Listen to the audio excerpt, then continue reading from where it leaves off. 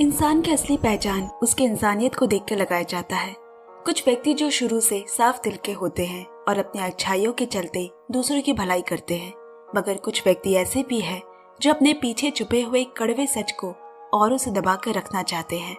उन्हें बस धोखा देना आता है। वो चेहरे पर मासूमियत का झूठा नकाब लगाए लोगों के बीच में घुलना चाहते हैं। आज की कहानी एक ऐसी औरत की है जो कड़कड़ाती ठंड में अपना जीवन व्यतीत कर रही है। उसके साथ उसकी मासूम बेटी अंजा भी रहती है और एक दिन उनकी जिंदगी में एक मर्द की दस्तक हुई, लेकिन वो अनजान है कि इस मर्द के आने से उनकी जिंदगी पूरी तरह से उथल पुथल होने वाली है। एक माँ ने अपने झूठे नकाब को ऐसे उतारा जिसका आप अंदाजा भी नहीं लगा सकते। पूरी कहानी सुने और लाइक शेयर कमेंट भी पक्के से करें। ऐसी कहानियाँ सुनने के लिए channel subscribe, notification bell hit और हमें फेसबुक पर भी जरूर फॉलो करें। लिंक नीचे डिस्क्रिप्शन बॉक्स में है। 2007 की far north, director Asif Kapadia, IMDb rating 6.1।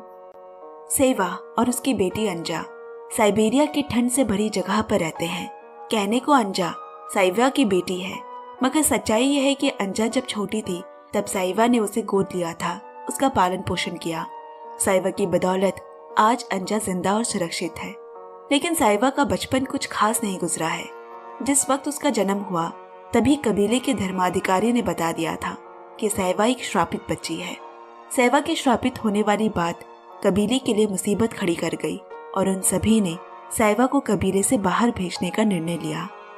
पर एक माँ कैसे अपने बच्चे को खुद से दूर रख सकेगी? वो भी कबीले से दूर रहकर साइवा की देखभाल करने लगी। समय के साथ साइवा एक औरत में तब्दील होने लगी। धर्माधिकारी ने बताया था कि साइवा जिस भी व्यक्ति के साथ रहेगी उसकी मौत निश्चित है। इन सभी की वजह से साइवा आज तक कबीले से दूर साइबेरिया की ठंड में अकेले रहने को मजबूर है। यहाँ साइवा और अंजा पिछले कई दिनों से भुखमरी के शिकार है। मजबूरन कोई शिकार न मिलने पर उसने वो रास्ता चुना जिसके बारे में किसी ने सोचा भी ना होगा। साइवा के पास कुल 3 पालतू कुत्ते हैं, मगर कोई रास्ता न देख उसे अपने एक पालतू कुत्ते की बलि चढ़ानी पड़ी। उसने बिना हिचके, बिना घबराए कुत्ते का गला काट डाला, पर उसके चेहरे पर एक शिकंज नहीं। रात को साइवा वही गोश्त पका रही है और यहाँ अंजा के आंसू नहीं रुक रहे। आखिर कैसे एक इंसान अपने पालतू जानवर को खा सकता है? लेकिन एक भूखमरी से मर रहे इंसान के लिए वो सिर्फ एक खाना है। भूख एक ऐसी ही चीज है जो इंसान को ये कदम उठाने पर मजबूर कर सकता है। पर साइवा को अंजा का दुख देखा नहीं गया। उसे गले से लगाकर संभालने की कोशिश करने लगी। अब यहाँ साइवा और अंजा जिस जगह पर रह रहे हैं वहाँ पर आए दिन साइबेरियन सैनिकों का खतरा मंडराता रहता है। उन्हें जल्द रहने के लिए दूसरे सुरक्षित जगह की तलाश करनी होगी। अगले दिन सूरज की पहली किरण पड़ने से पहले ही दोनों नावों पे सवार होकर जगह की तलाश में निकल पड़े। कुछ दूर चलने के बाद दोनों को चारों तरफ से घिरे साइबेरियन सैनिक मौजूद दिखे। अपनी जान बचाने के लिए दोनों खुद को छुपाने की कोशिश करते हैं। सभी सैनिक अपने काम में व्यस्त है, किसी की नजर उन पर नहीं जा रही और सही मौके का फायदा उठाकर दोनों साइबेरिया के दूसरे हिस्से पर जा पहुंचे। आसपास शांत भरा माहौल है। साइवा ने यही रुकने का फैसला किया। यहाँ दूर दूर तक उन्हें रोकने टोकने वाला कोई नहीं। यहाँ तो वो बिल्कुल सुरक्षित से रह सकते हैं। रात हो चली, अंजा भी सो चुकी है। इधर साइवा अपने हाथों में लटक रहे लॉकेट को देखने लगी। उसे ये लॉकेट उसके बचपन के हमसफर से मिला था। कुछ सालों पहले रोजमर्रा के काम कर जब वो लौट रही थी, एक नौजवान युवा की नजर उस पर पड़ी। उसकी खूबसूरती देख वो एक पल में ही उसका दीवाना हो गया। देखते ही देखते ये प्यार 2 तरफा में तब्दील हो गया। वो दोनों एक ही कबीले से संबंध रखा करते थे, इसीलिए कबीले वाले भी उनके प्यार से वाकिफ थे। मगर धर्माधिकारी इस बात को अनसुना नहीं कर सकी कि साइवा एक श्रापित स्त्री है। अब अगली सुबह साइवा शिकार की तलाश में निकल पड़ी। कुछ दूर चलने के बाद उसे बर्फ के दूसरे हिस्से पर एक आदमी दिखाई पड़ा। उसकी हालत काफी नाजुक नजर आ रही है। इतने में ही वो कुछ कदम चलने के बाद बेहोश हो गया। साइवा किसी भी मर्द या कोई अनजान आदमी से भी दूर ही रहती हुई आई है, लेकिन सामने उसे बेहोश पड़ा देख वो उसके पास गई और उसके पॉकेट को टटोलने लगी। मगर कोई काम की चीज हाथ ना पाकर वो वहां से जाने लगी। पर तभी उस आदमी की करहा से साइवा के कदम रुक गए। वो उसके पैर पकड़कर मदद की गुहार लगाने लगा। सैवा को भी लगा कि उसे उसकी मदद करनी चाहिए। इतने सालों में ये पहली बार है जब सैवा ने किसी आदमी की मदद करने का सोचा है। वो उसे सही सलामत अपने तंबू में ले आई, फिर गर्म पानी से उसके पूरे शरीर को पोंछ उसके जख्मों का इलाज किया। एक अजीब सा एहसास, एक सिरहन सैवा के शरीर में होने लगी। इतने सालों बाद किसी मर्द को छूने पे उसके दबे एहसास जागने लगे। तभी अंजा भी आ पहुंची और आते ही अपनी माँ को किसी अनजान आदमी की मदद करता देख हैरान हो गई, क्योंकि सैवा ने उसे बचपन से सिखाया है कि अगर वो किसी भी अनजान शख्स को देखे तो चाहकर भी उसकी मदद ना करे। इस कारण अंजा ने भी ना कभी मर्द को इतने करीब से देखा है, ना कभी छुआ है। अकेलापन तो उसे भी काटता है। वो भी अब बच्ची नहीं रही, एक किशोरी है। अब उस आदमी की भी आंखें खुली और सबसे पहले उसकी नजर अंजा पर गई, जो बंदूक पकड़े खड़ी है। उसका तो डर के मारे बुरा हाल हो गया। सैवा ने उसे शांत करने के लिए चाय बनाकर दी। इस अनजान शख्स का नाम लोकी है। अब जाकर लोकी ने राहत की सांस ली। उसके अगले दिन सुबह सुबह सैवा और अंजा शिकार के लिए निकल पड़ी। लोकी भी उनके साथ हो चला। लोकी ने देखा कि नाव की मोटर खराब पड़ी है और वो दोनों चप्पू की मदद से नाव चला रहे हैं। उसने वो मशीन ठीक कर दी। कबीले में रहने की वजह से सैवा इन आधुनिक तकनीकों से वंचित है। लोकी ने उसका हाथ पकड़ उसे नाव के हैंडल को चलाना भी सिखाया। सैवा को लोकी का ये मदद करना अच्छा लगा। वो शिकार ढूंढने नदी के दूसरी छोर पर जा रहे हैं। इस बीच लोकी ने सैवा से कहा, तुमने मेरी जान बचाई है, मैं इस मदद को कैसे चुका सकता हूँ। अंजा बोली, हम काफी दिनों से भूखे हैं। अगर तुम हमारे लिए हिरण का शिकार कर सकते हो तो यही हमारे लिए सबसे बड़ी मदद साबित होगी। लोकी नहीं जानता कि वो हिरण का शिकार कर पाएगा या नहीं, लेकिन फिर भी वो तैयार है। थोड़ी देर बाद उनकी नजर सी वेल पर पड़ी और अगले ही पल वो सी वेल उनकी रात के खाने का भोजन बन बैठी। लोकी तो ये सब पहली बार अनुभव कर रहा है। उन्होंने तृप्ति से रात का खाना खाया। इधर जिस वक्त लोकी घायल अवस्था में पाया गया था, तब उसके पास से एक रेडियो मिला था। उस रेडियो से आती हुई आवाज ने अंजा को एकदम हैरान और जिज्ञासा से भर दिया, क्योंकि वो पहली बार ऐसी कोई चीज देख रही है। यहाँ सैवा भी माहौल को और भी खुशनुमा करने के लिए परछाई से करतब दिखाने लगी। तीनों बड़े ही हंसी खुशी से ये पल बिता रहे हैं। अब अंजा कड़कड़ाती ठंड में बर्फ इकट्ठा कर रही है और यहाँ लोकी और सैवा बातें कर रहे हैं। सैवा ने लोकी से उसके यहाँ होने की वजह पूछी, जिसपे लोकी बोला, साइबेरियन सैनिकों के लोगों ने मुझे अपनी मंडली में शामिल किया था और फिर मुझे तुंद्रा क्षेत्र भेजा गया ताकि वो यहाँ पर जमीन को हथिया सके, चाहे उसके लिए उन्हें बच्चे, बूढ़े, औरतों का ही खून क्यों ना करना पड़े। लेकिन मैं उनके खिलाफ था, इसलिए मैं उनके दल से निकलकर भाग खड़ा हुआ। मुझे मालूम है अगर मैं सैनिकों के हाथों पकड़ा गया तो मुझ पर कोई रहम नहीं दिखाई जाएगी।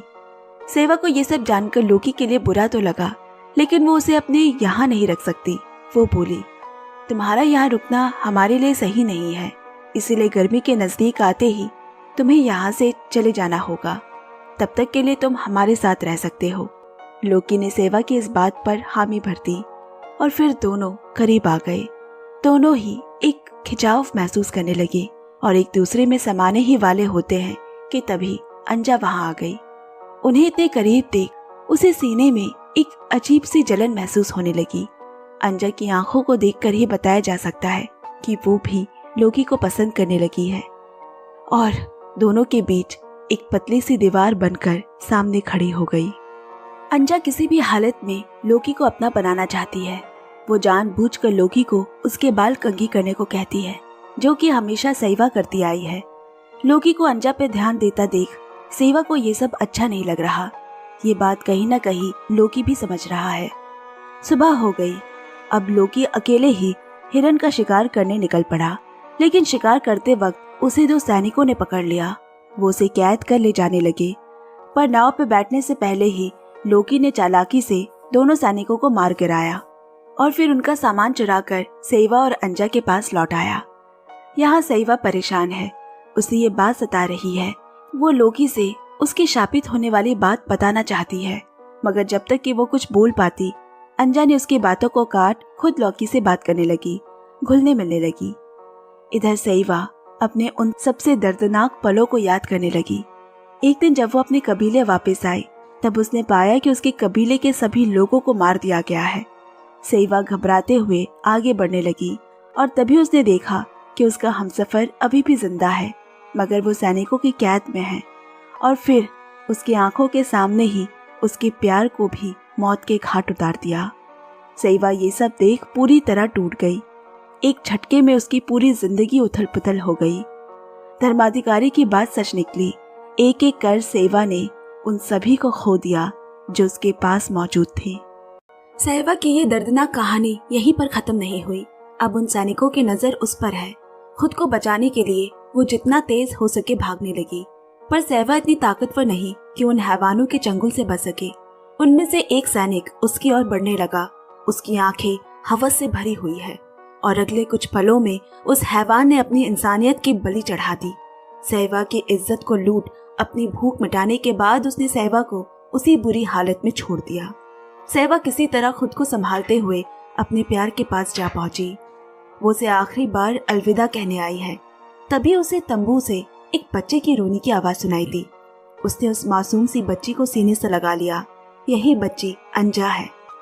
अब सेवा के पास एक सैनिक आया और कहने लगा, तुम लोगों ने ना जाने कब से इस जमीन पर कब्जा कर रखा है, लेकिन तुम सबको खत्म करने के बाद अब ये जमीन हमारी है और यहाँ पे पाए जाने वाले हर मूल्यवान खनिज पदार्थ पे भी हमारा हक है।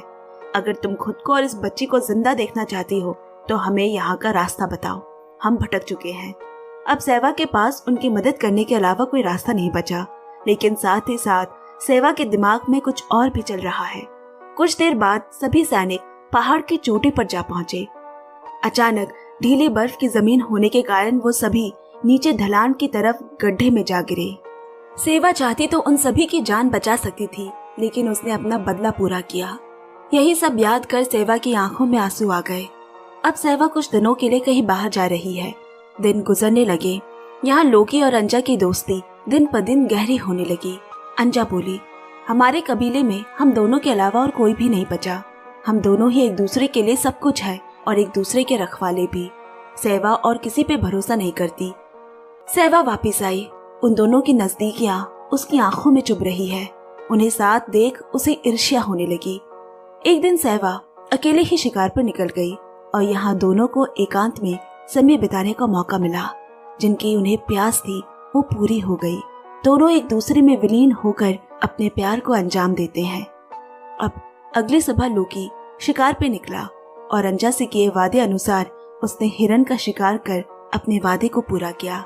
सेवा और अंजा ऐसे भोजन पाकर बहुत खुश हुए। रात के वक्त सभी मिलकर भोजन कर रहे हैं और फिर सेवा लोकी के पास जाकर उसे चूमकर अपना प्यार जताती है। अब तक लोकी के मन में सेवा के लिए कुछ भी नहीं है। वो खुद को दोषी समझने लगा। वो नहीं चाहता कि उसे अंधेरे में रखकर उसके दिल के साथ खेले और उसने अंजा से सेवा को उनके रिश्ते के बारे में सब कुछ साफ साफ कह देने को कहा।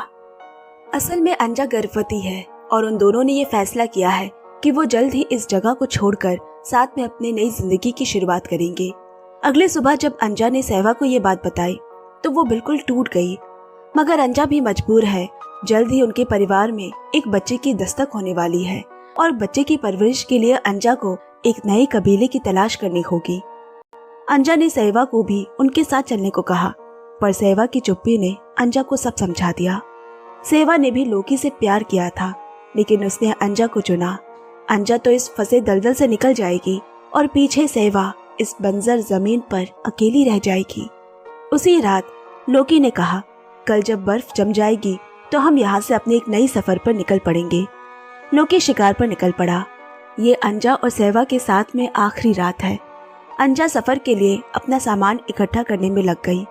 जब से अंजा ने सेवा को ये सारी बातें बताई है, सेवा ने अंजा से बात करना बंद कर दिया है। जब उसने सेवा से एक कुत्ता मांगा तो उसने बस हामी भरी, लेकिन कुछ कहा नहीं। उसकी ये चुप्पी अंजा का दिल भारी कर रही है। जब अंजा ने अपना सारा सामान बांधकर बाहर लकड़ी के गाड़ी पर रख आई, तब सेवा ने उसे आखिरी बार अंजा से उसके बाल बनाने को कहा। अंजा बहुत खुश हो गई कि आखिर में माँ ने उससे बात की और वो खुशी खुशी बाल बनवाने बैठ गई। मगर अंजा अगले पल में होने वाली उस बड़ी अनहोनी से अनजान है। इसके बाद हम सेवा के उस रूप से रूबरू होंगे जो कि किसी ने सोचा भी ना होगा। उसने अंजा के बालों को ही उसके गले में लपेट उसका गला घोटने लगी जब तक कि अंजा ने अपना दम न तोड़ दिया।